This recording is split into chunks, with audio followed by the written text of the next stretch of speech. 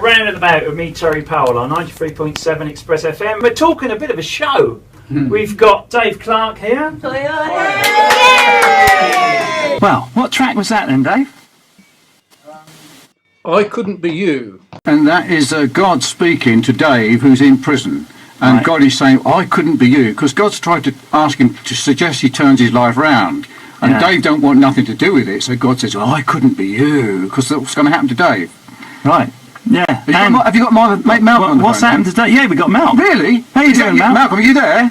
Yeah, I'm here, mate. Oh, Terry, this is Malcolm, my old lifelong friend, right? We were mods together in the 60s. We grew up together. We had Lambretters, right, both of us. He's the lead singer of our band called the Foul Mean. Right. Well, let's Malcolm tell his story. Yeah, sorry, Go on, Malcolm. You carry on, mate. What do you think of this guy, Dave? Well, I've known him for over 50 years. Yeah. He's no different now to what he was then in some ways. In fact, he's a driven man. And all that vitality and vigour that he used to put into crime when I knew him as a youngster, he's now putting into quite the opposite, where he's trying to help people. I mean, we've got other friends who were gangsters who used their notoriety to sort of make a living by their raconteur style telling about it.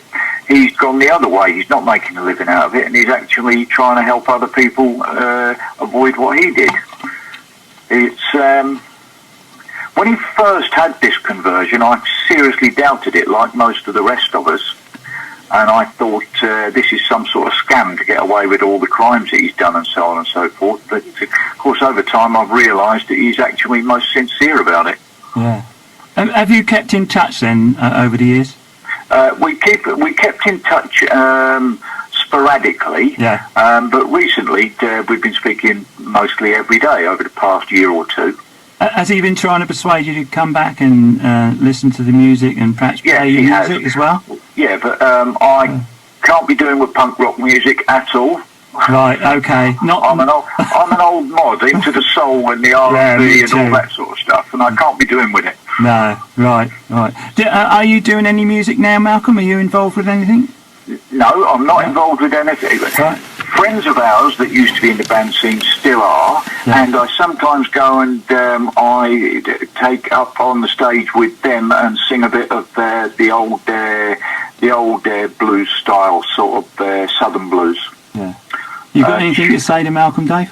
Yeah, I'm very pleased and thankful that he supported me through all this. We've had some highs and lows, and he supported me for a period. I went through years of depression. Yeah. Malcolm helped me through it through talking to me and helped me. Right, yeah. How about that then, Malcolm?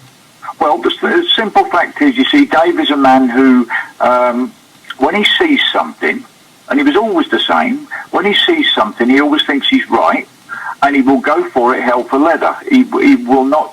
There are no naysayers. He thinks he's right. He will go for it. There are times he gets knocked back, like we all do in life when we've got projects, etc., etc.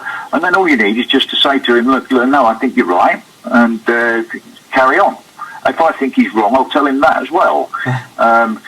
But he tends not to take much notice of people telling he's wrong. What do you mean? I always listen. I don't necessarily agree with you. You have to persuade me another way. I think this project that he's got now, even though I don't like the music, right? But I know loads of people that I know and respect like that music, and I'm sure it will be a success because I know the band are very good.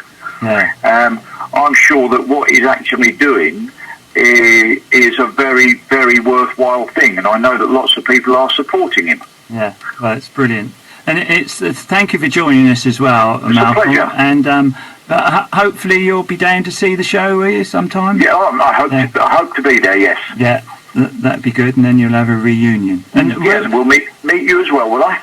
Yeah, hope to be there. Have you still got your scooter, Lambretta, or? Oh no!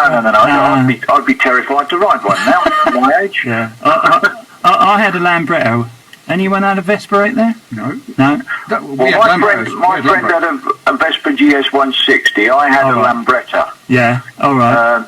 I always I always look down on people with Vespas anyway. Oh, yeah. I envy people with the GS. Oh, the GS, yeah, that's right, yeah. So, are you from the Portsmouth area, or you've moved away now? No. I was born in Glasgow, then we moved to London, then I lived in Aylesbury, which when I first met David, and I've lived here for 50 years. Oh, right, wow. Yeah. Good part of the area. Well, David lived in Aylesbury, but he'd moved about a bit. I mean, one of the things I reckon that led to his, there were two things that led to his early criminality. Yeah. I think it was all the moving about, rootlessness that his parents had, where they moved from place to place. But the other, of course, was his older brother was an extremely notorious criminal around the place, and I think older brothers do have effects, don't they? Oh, right, yeah.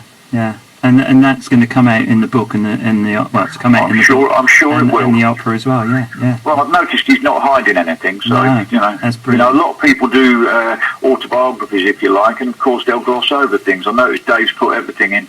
Yeah. We haven't. I could tell you now, we did never kill anybody.